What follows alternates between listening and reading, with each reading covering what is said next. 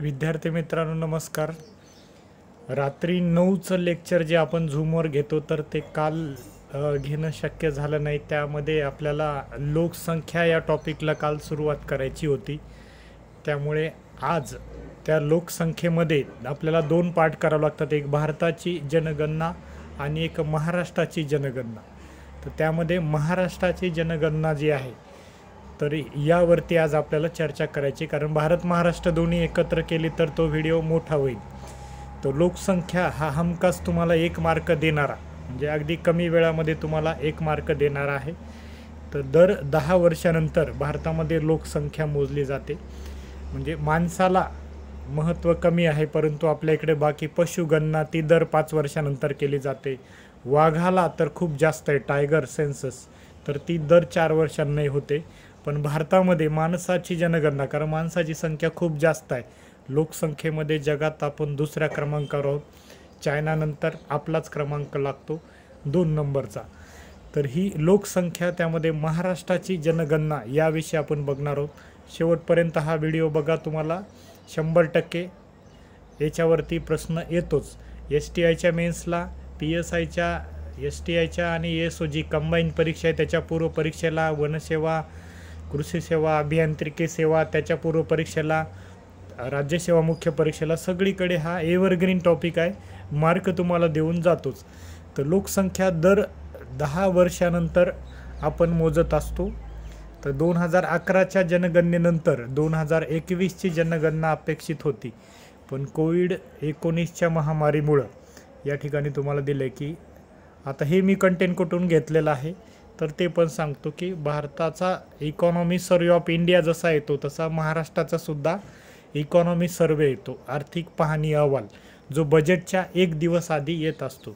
तर यामध्ये सन 2021च्या जनगणनेविषयी म्हटलं की कोविड-19च्या महामारीमुळं केंद्र शासनाकडून जनगणना 2021चा पहिला टप्पा दिनांक 1 एप्रिल 2021 पासून सुरू होणारं राष्ट्रीय लोकसंख्या नोंदवहीचं अद्ययावतीकरण, या ठिकाणचं मी कंटेंट वाचतोय, अद्ययावतीकरण पुढे ढकलण्यात आलेलं आहे.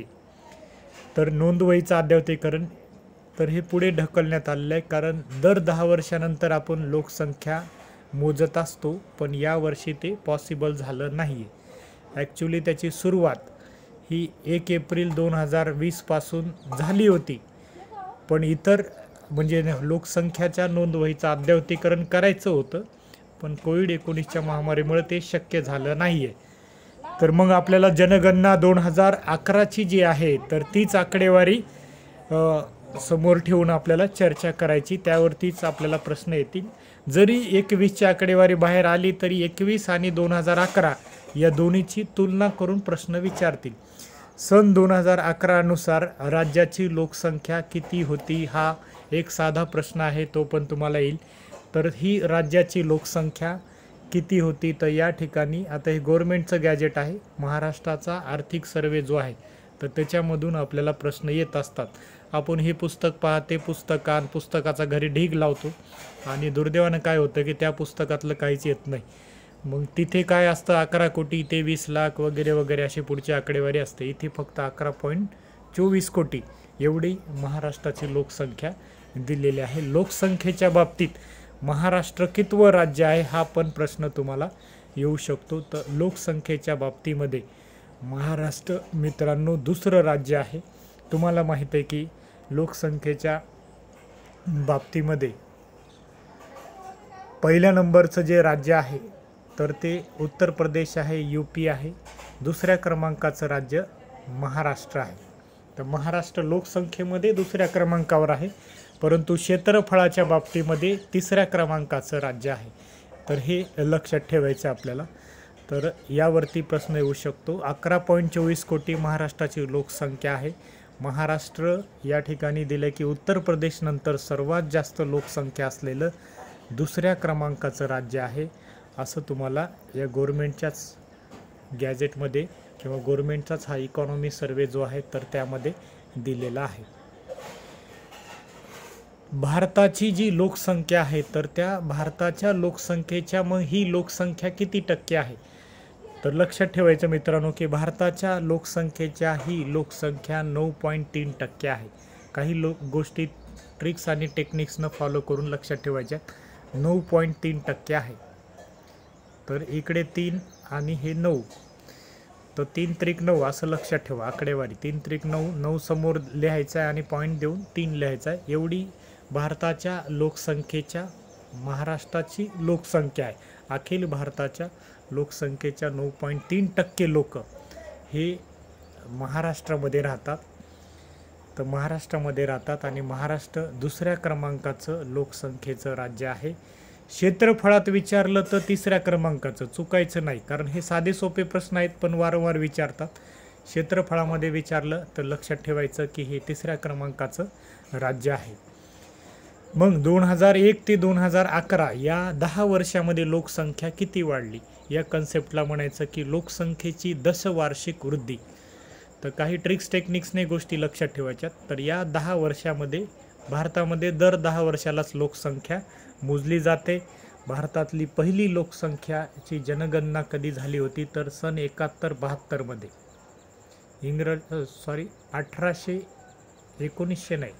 1871-72 मध्ये झाली होती पहिली लोकसंख्या. कोणी मोजली होती तर तेव्हा लॉर्ड मेयो यांनी मोजली होती. लक्षात ठेवण्यासाठी टेक्निक, मेयो आपल्याकडे आले, मायो म्हणाले, म्हणजे आश्चर्याने आपण काय करतोय, मायो म्हणजे एक्सक्लामेटरी मार्क मारतो त्यानंतर. तर उद्गारवाचक वाक्य त्यांच्या तोंडून आलं की कारण एवढी लोकसंख्या लॉर्ड मेयोने कधी पाहिलेली नव्हती. त्यांना इंग्लंड असं छोटंसं आहे आता, पण तर लोकसंख्या खूप कमी आहे. आता जगात सुद्धा आपण लोकसंख्येमध्ये दुसऱ्या क्रमांकावर आहेत. चीननंतर आपली लोकसंख्या दुसऱ्या क्रमांकाची आहे. तर 1871-72 मध्ये भारतामध्ये पहिल्यांदा जनगणना झालेली आहे आणि दर 10 वर्षानंतर ती जनगणना झाली, पण मध्ये काही गॅप पडलेले आहेत. स्वातंत्र्यानंतरची 2021ची जी जनगणना आहे ती 8वी आहे आणि 11ची ती 7वी आहे आणि 29 16वी आहे. तर एकूण जनगणना ज्या झाल्या लॉर्ड मेयोपासून, तर त्याच्यापासून जर मोजली तर ही 16वी जनगणना आहे 2021ची. पण ती करोनाच्या काळामध्ये म्हणजे कोविडच्या पॅन्डेमिकमुळे ती थांबलेली आहे. पुढे होणारच आहे, त्याची आकडेवारी बाहेर येणारच आहे. तर दशवार्षिक वाढ ही कन्सेप्ट आपण इथे बघूया की दशवार्षिक वाढ किती झालेली आहे. तर महाराष्ट्राची दशवार्षिक वाढ जी आहे तर ती किती झाली, म्हणजे 2001 पासून 2011 पर्यंत या 10 वर्षामध्ये किती लोकसंख्या वाढलेली आहे. तर ती दशवार्षिक वृद्धी दर राज्याकरता 16%, तर अखिल भारताकरता 17.7% आहे. तर या दोन्हीची तुलना केली तर तुम्हाला लक्षात येईल की आपली 10 वर्षामध्ये वाढ किती झाली. 2001 पासून ते 2011 पर्यंत आपली लोकसंख्या 16%च वाढली. पण आपल्यापेक्षा भारताची म्हणजे ऑल इंडिया लेवलची, अखिल भारतीय स्तरावरची 17.7 वाढली. अत्यंत महत्त्वाची आकडेवारी आहे. तर यावरती प्रश्न येऊ शकतो आपल्याला परीक्षेत. लोकसंख्येवर प्रश्न येतोच आणि कुठल्याही स्वरूपाचा आला तर आपला चुकायला नको. तर या दृष्टीने ही आकडेवारी, जिथे काही आकडेवारी अशी आहे की तुम्हाला लक्षातच ठेवायचीच आहे, तो 16% आणि भारताची मात्र 17%. भारताला जास्त 17 आणि खतरा आहे 17.7, वरती परत 7 आहे. तर हे लक्षात, जसं लॉर्ड मेयो, मायो बापो असं म्हणायला लागला तो, कारण इतकी लोकसंख्या लॉर्ड मेयोनी स्वतःच पाहिलेली नव्हती. तर तेवढी लोकसंख्या, मग त्याला वाटलं की लोकसंख्या हे एक संसाधन आहे. HRDला तो विषय आहे. तर लोकसंख्या एक संसाधन आहे. ज्या देशाची लोकसंख्या क्वालिटी असेल तर देश पण प्रगती करेल. आपल्या देशातली तरुणांची संख्या जास्त आहे, त्याला डेमोग्राफिक डिव्हिडंट असं म्हटलं जातं. डिव्हिडंट म्हणजे लाभांश मिळत असतो. तर तरुण वर्गाची लोकसंख्या आपल्या इथे जास्त असल्यामुळे भारत हा जगातला सगळ्यात मोठा तरुणांची लोकसंख्या असलेला देश आहे. त्यामुळे भारताला निश्चितच त्याचा फायदा होतो, आपल्या GDPमध्ये वाढ होते. तर आता ही दशवार्षिक जी लोकसंख्या वाढली याचा इथे एक ग्राफ दिलेला आहे. तर महाराष्ट्राच्या आर्थिक पाहणीमधला हा ग्राफ आहे. तर इथे तुम्हाला लक्षात ठेवायचं की आपली किती वाढली 16.0% आणि भारताची किती वाढलेली लोकसंख्या, तर इथे तुम्हाला दिसते 17.7%. हे PDF मी माझ्या टेलिग्राम चॅनलला शेअर करील किंवा तुम्हाला कुठेही वेबसाईटवर तुम्हाला मिळेल. गव्हर्नमेंटच्या वेबसाईटवर महाराष्ट्र शासनाची महाराष्ट्र.gov.in ही वेबसाईट आहे. टेलिग्राम चॅनल तुम्हाला आवडलं तर माझं जॉईन करू शकता. मी खाली लिंक टाकेल चॅट बॉक्समध्ये, म्हणजे जिथे तुम्ही कमेंट करता ना तिथे टाकेल. तर ती घ्यायची आणि तिथून तुम्ही टेलिग्राम चॅनल जॉईन करायचं, म्हणजे हे PDF मी तिथे टाकणार आहे. तर महाराष्ट्राची इथे एक तुम्हाला स्टेटमेंट येऊ शकतं परीक्षेला की महाराष्ट्राचा दशवार्षिक वृद्धी दर हा भारताच्या अखिल भारतीय स्तरावरील वृद्धी दरापेक्षा जास्त आहे. मुद्दामच ते चुकीचं देतील, तर जास्त नाही. महाराष्ट्र ही पुरोगामी राज्य आहे. तर या राज्यामध्ये आपण लोकसंख्येवर बऱ्यापैकी कंट्रोल आणलेला आहे. इथे एक तुम्हाला स्टेटमेंट दिले की 2001मध्ये महाराष्ट्राची जी लोकसंख्या आहे तर ती 22.7% इतकी वाढली होती. महाराष्ट्राची 22.7% वरून 6.7%, तर 22.7% होती. तर ही 2011मध्ये 16% झालेली आहे, म्हणजे 6.7चा फरक पडलेला आहे. तर 22% तेव्हा वाढ झाली होती 2001मध्ये. तर 2001मध्ये 22.7% एवढी ग्रोथ मागच्या डिकेडमध्ये 10 वर्षात झाली होती. पण आता किती वाढ झालेली आहे? फक्त 16% झाली आहे. तर ही वाढ कितीने घटली आहे असाही तुम्हाला प्रश्न विचारतील. तर लक्षात ठेवायला सोपं आहे. 6 आणि 6च्या नंतर येणारा अंक काय? 7. तर 6.7 असं लिहायचं आहे. अगदी सोपं आहे. आकडेवारीसुद्धा लक्षात ठेवायला सोपी आहे. आणि 2011मध्ये मग 16%च वाढलेले आहे. भारताला खतरा आहे. भारताची जास्त वाढली 17.7%. तर भारताची 17.7%. भारत महाराष्ट्र तुलना करून जर तुम्ही तयारी केली तर थोडं सोपं जाणार आहे. तर ही महाराष्ट्राची आणि भारताची लोकसंख्येचा दशवार्षिक वृद्धी दर इथे तुम्हाला दिलेला आहे. जी डार्क लाईन आहे 16%ची ती महाराष्ट्राची आहे, आणि जी फेंट दिसते तुम्हाला 17.7%. तर हे जे फिगर दिसत आहे तुम्हाला, तर ही एका 10 वर्षातली असते 2001 ते 2011. कारण दर 10 वर्षानंतरच मोजतो, माणसाला महत्त्व नाही. तर कोणाला महत्त्व आहे आपल्या इथं? पशु जनगणना दर 5 वर्षानंतर. कारण पशु हे आपल्या GDPमध्ये वाटा घेतात चांगला. माणूसही घेतो, पण पशुची जनगणना, पशुला महत्त्व आहे. व्याघ्र गणना दर 4 वर्षानंतर आपल्याकडे आपल्या देशामध्ये होते.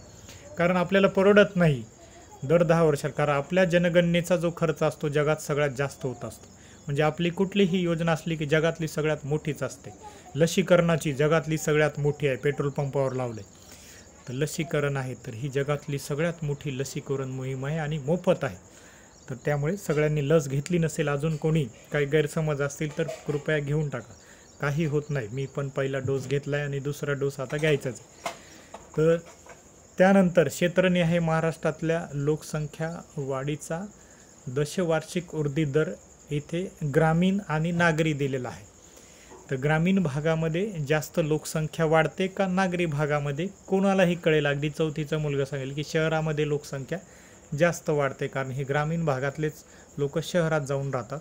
तर या 10 वर्षामध्ये नागरी भाग, नागरी म्हणजे शहरी भाग, सिव्हिलाइज जो 23.6% वाढ झालेली आहे, आणि ग्रामीण भागामध्ये 10.4% इतकी वाढ झालेली आहे.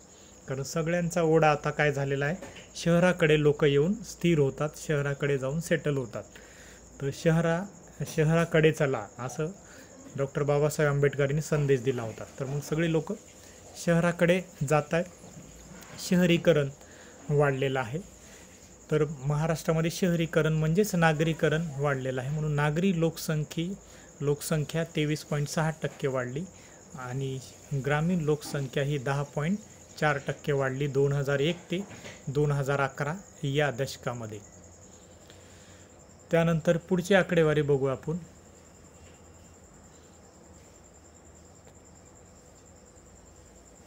तर महाराष्ट्राची आणि भारताची तुलना या आकडेवारीमध्ये दिली आहे तुम्हाला. महाराष्ट्राची लोकसंख्या किती आहे? साधा प्रश्न मगाशीच बघितला आपण, 11.24 कोटी. भारताची किती आहे? 121.09. तर भारताची आणि महाराष्ट्राची ही तुलना केली. 2001 मध्ये किती होती? 9.69, म्हणजे 9.69. 9,69,69 म्हणजे 9.69 कोटी असं म्हणू आपण त्याला. तर ही 2001ची होती. 2001ला भारताची पण लोकसंख्या 102.87 कोटी होती. ती 2011ला 121 कोटी इतकी झालेली आहे. पुरुष महिला त्याचं लिंग गुणोत्तर वगैरे त्याच्यावरती प्रश्न येतात, अशा संख्येवरती येत नाहीत. तर जिथे प्रश्न येतो तिथे तुम्हाला सांगेल की इथे येतो, आणि येत नाही म्हणेल जिथे नाही तिथे तुम्हाला सांगेल. त्यानंतर इथे खाली एक महत्त्वाचा पॉईंट आहे की लोकसंख्येची घनता, म्हणजे दर चौरस किलोमीटरला किती लोक राहतात त्याला घनता असं म्हटलं जातं. दर चौरस किलोमीटरला म्हणजे एक चौरस जर घेतला तर याच्या दर चौरस किलोमीटरला भारतामध्ये किती लोक राहतात त्यालाच लोकसंख्येची घनता, त्याची सरासरी सगळी काढली जाते. तर भारतामध्ये लोकसंख्येची घनता आणि महाराष्ट्रामध्ये लोकसंख्येची घनता याची तुलना करायची आहे आपल्याला. तर इथे सुद्धा आपलं तसंच आहे की भारतापेक्षा कमीच लोकसंख्येची घनता आहे दर चौरस किलोमीटरला. महाराष्ट्रामध्ये 365 लोक राहतात, आणि भारतामध्ये जर सरासरी सगळीकडचे कॅल्क्युलेशन केलं तर 382 लोक राहतात दर चौरस किलोमीटरला 2011च्या जनगणनेनुसार. 21ची आकडेवारी जेव्हा येईल तेव्हा 21ची जरी आली तरी ही आकडेवारी तुमची पाठ सोडणार नाही. दोन्हीचं तुलनात्मक प्रश्न येतीलच. 2011ला असं होतं, मग 21मध्ये असं झालं, तर त्या तुम्हाला तुलनात्मक तुम्हाला विचारतील. तर इथे तुम्हाला दोन्ही लक्षात ठेवायचं की 2001मध्ये 315 होती घनता, नंतर 365 झाली. म्हणजे दर चौरस किलोमीटरला लोकांची जी दाटी आहे, तर ती दाटी म्हणजेच डेन्सिटी जी आहे तर ती वाढतच आहे. भारताच्या घनतेच्या तुलनेमध्ये महाराष्ट्राची घनता कमी आहे. तुम्ही म्हणणार असं का? तर महाराष्ट्राकडे क्षेत्रफळ खूप जास्त आहे. त्याचं मागचं कारण क्षेत्रफळाच्या बाबतीत महाराष्ट्र तिसरं राज्य आहे, तिसऱ्या क्रमांकाचं राज्य आहे. पहिला राजा मोठा असतो राजस्थान, दुसरा मध्य प्रदेश असतो. मध्ये म्हणजे महाराष्ट्र आणि दुसरं महाराष्ट्र आणि राजस्थान या दोन्हीच्या मधला मध्य प्रदेश आहे, मध्य प्रदेश. तर राजस्थान मध्य प्रदेश 2 नंबरला आहे क्षेत्रफळाच्या बाबतीत, आणि 3 नंबरचं राज्य महाराष्ट्र आहे. मग क्षेत्रफळ ज्यांच्याकडे जास्त त्यांची घनता कमी आहे, 365च इतकी घनता झालेली आहे. तर आणि भारताची म्हणजे जी घनता आहे अखिल भारतीय स्तरावरती 382 अत्यंत महत्त्वाची ही आकडेवारी आहे. मग याच्यावरती काय प्रश्न आलेत मागचे की महाराष्ट्राच्या निर्मितीच्या वेळी किती घनता होती, तर ती 129च इतकी होती. खाली तुम्हाला ती आकडेवारी येणारच की 129 इतकीच महाराष्ट्राच्या निर्मितीच्या वेळी घनता होती. तर लोकसंख्येची घनता कशी मोजली जाते कन्सेप्ट पण लक्षात ठेवा. एका कंबाईनच्या क्लास 3ला विचारलं होतं घनता कशी मोजतात, तर प्रति चौरस किलोमीटरला मोजली जाते, दर चौरस किलोमीटरला मोजली जाते.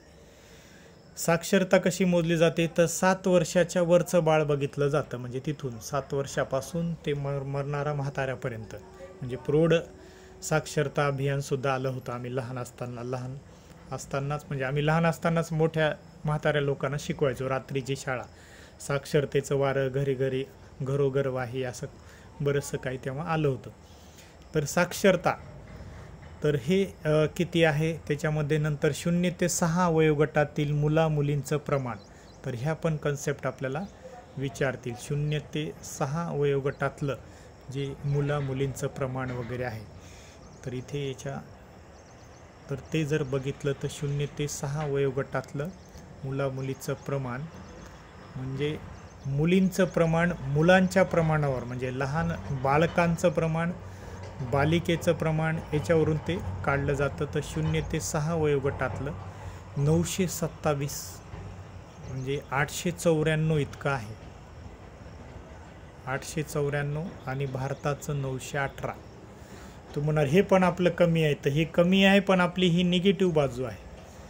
तर लक्षात ठेवायला सोपी आकडा आहे 8 नंतर 9 आहे, आणि या 8च्या अर्धे शेवटी लावायचे 4. तर 894 हे 0 ते 6 वर्ष वयोगटातील लहान मुलीचं प्रमाण आहे. याला चाइल्ड सेक्स रेशो असं म्हटलं जातं. दर हजारी लहान मुलांच्या मागे 0 ते 6 वयोगटातील, 0 म्हणजे आज जन्म झालेला आहे त्याचं वय किती आहे? 0 वर्ष, 1 वर्ष झालंच नाही तर 0 ते 6 वयोगटामधले लहान बालिकेचं प्रमाण 894 इतकं आहे. तर 894 पूर्ण महाराष्ट्राचं आहे. भारताचं ते 918 इतकं आहे. हे दोन्हीला मी गोल केलेलं आहे. तुम्ही स्क्रीनशॉट घ्या किंवा हे PDF तुम्हाला टेलिग्रामला पण टाकेल, तर तिथून कवर करा. 894 आणि 918. 918 कोणाचं? तर भारताचं. लक्षात ठेवायला सोपं. 9 आणि 18, 9 1 9, 9 2 18. अत्यंत सोपी आकडेवारी आहे, जे आपल्यासाठीच केली काय असं वाटते आपल्याला. आणि महाराष्ट्राची किती आहेत? 8 9 4. 8 नंतर 9 आणि 8च्या अर्धे जे 4 ते शेवटी दिलेले आहेत. तर हे प्रमाण काय आहे? तर 0 ते 6 वयोगटातील बालकामधील मुलामुलीचं प्रमाण. साक्षरतेच्या बाबतीमध्ये बघू. साक्षरतेच्या बाबतीत महाराष्ट्राची जी साक्षरता आहे 2011ची, तर साक्षरतेच्या बाबतीमध्ये जर बघितलं तर महाराष्ट्राची जी साक्षरता आहे 82.3% इतकी आहे मित्रांनो. तर साक्षरताच्या बाबतीमध्ये आपण बऱ्यापैकी पुढे आहोत. 82.3% आणि भारताची 73.0%. इंडिया एअरबुक काही पुस्तकामध्ये 74 पण दिली. आता हे महाराष्ट्राचा गव्हर्मेंटचं म्हणजे डॉक्युमेंट आहे. आर्थिक पाहणी अहवाल हा महाराष्ट्राचा गव्हर्मेंटचा आहे, त्यामुळे याच्यातून जे दिलेलं आहे तर हे ऑथेंटिकच आहे. जर आयोगानं अन्य काही उत्तर दिले तर तुम्ही दुसऱ्या कीला त्याला बदलायला भाग पाडू शकता, चॅलेंज करू शकता तिथे, आयोगानं जर उत्तर वेगळं दिलं. त्यानंतर भारतामध्ये नागरीकरण वाढतंय, पण महाराष्ट्रामध्ये नागरीकरण खूप वाढते. मगाशीच मी म्हटलं की सगळे शहराकडे जातात. तर नागरी लोकसंख्येची टक्केवारी जी आहे तर ती महाराष्ट्रामध्ये किती आहे? 45.2% लोक सगळे शहरात राहतात. म्हणजे जवळपास अर्धे लोक आता शहरातच राहतात. 2021च्या आकडेला मला तर वाटते 50च्या वर जाईल. म्हणजे 50% लोक जवळपास शहरातच राहतात. पण आपण लक्षात ठेवताना 45.2% लक्षात ठेवायचं आहे. एवढं महाराष्ट्राचं नागरीकरण आहे. म्हणजे 55% ढोबळमानाने लोक जर बघितले हे ग्रामीण भागामध्ये राहतात, बाकी सगळे शहरातच राहतात. भारताचं नागरीकरण कमी झालेलं आहे, कारण भारतामध्ये काही राज्य खेड्यातच राहतात. म्हणजे मध्य प्रदेश, काही उत्तर प्रदेश, म्हणजे खेड्यातली लोकसंख्या, छोटे छोटे खेडे खूप असल्यामुळे खेड्यातच राहतात. म्हणून भारताची 31.1% इतकंच नागरीकरण झाले. महाराष्ट्राचं नागरीकरण 45.2% इतकं झालेलं आहे. तर नागरी लोकसंख्या आपल्या इथे खूप चांगली, म्हणजे खूप जास्त आहे. त्याच्यामुळे शहरं आपले खूप डेव्हलप होतात. मग याचा क्रम वगैरे आपण तो वेगळ्या व्हिडिओमध्ये बघू की क्रमानुसार बघायचं, पहिलं राज्य कोणतं, दुसरं राज्य कोणतं. तर हे आपण वेगळ्या व्हिडिओमध्ये बघूयाच. तर इथपर्यंत तुम्हाला समजलेलं आहे.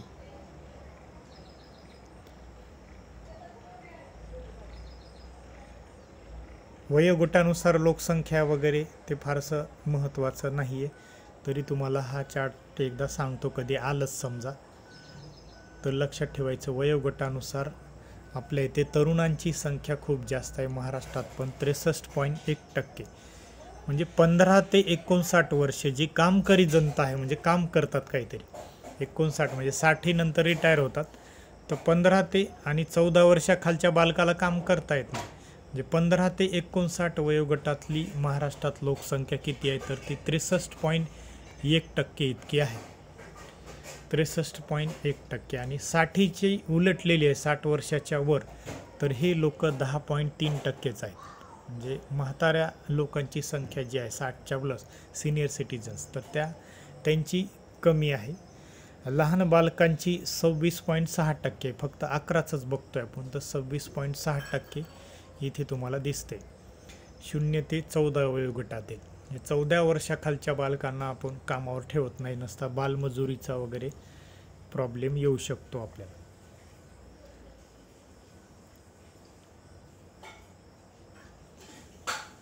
तर पुढे बघा, कामगार वगैरे अनुसूचित जमाती वगैरे ते जिल्हा वाईज विचारतात. पुढे आपण एखाद्या व्हिडिओमध्ये त्याचा क्रम वगैरे घेऊया. तर जिल्ह्यामध्ये जास्त लोकसंख्या, कमी लोकसंख्या, म्हणजे शेड्यूल ट्राईबची सगळ्यात जास्त संख्या असलेला जिल्हा शेड्यूल, तर ते आपण नंतर एखाद्या याच्यामध्ये आकडेवारीमध्ये घेऊया. हां, हे एक महत्त्वाचं सांगायचं, इथे तुम्हाला प्रश्न आलेला आहे. महाराष्ट्राची भारताची जनगणना आधारित लोकसंख्या. तर 1961मध्ये 1961ला महाराष्ट्राची पहिली जनगणना झाली. कारण तुम्हाला माहिती आहे की 1 मे 1960ला महाराष्ट्र आणि गुजरात राज्याची निर्मिती झालेली आहे. कारण दोन्हीही राज्ये एकत्र होते. द्विभाषिक मुंबई राज्य नावाचं मोठं राज्य होतं आणि त्यासाठी मराठी लोकांनी मुंबईसह महाराष्ट्र निर्माण व्हावा म्हणून आंदोलन केले आणि 106 हुतात्मे गेले, ज्यांचे 11वीच्या जुन्या इतिहासाच्या पुस्तकात लिस्ट दिलेली आहे. 106 हुतात्मे गेले आणि नंतर महाराष्ट्र राज्याची निर्मिती झालेली आहे. तर तेव्हा महाराष्ट्राची घनता किती होती असा एक प्रश्न आला. तर तेव्हा 129 इतकी घनता होती 1961 रोजी. कारण 60ला जरी निर्माण झाला तरी महाराष्ट्र काही लगेच त्या ठिकाणी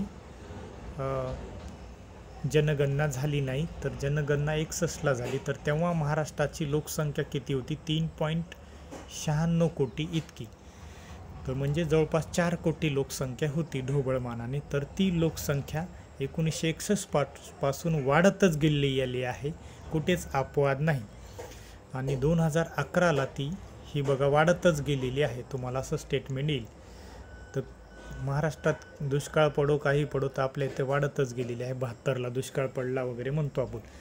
तर 3.96 कोटी इतकी होती. आणि घनता किती होती तेव्हा लोकसंख्येची? तर 129 इतकी घनता होती. तर हे परीक्षेला विचारलेलं आहे. 1960लाच म्हटले त्यांनी, ढोबळ विचारले, पण 60 नंतर 61ची आहे ती.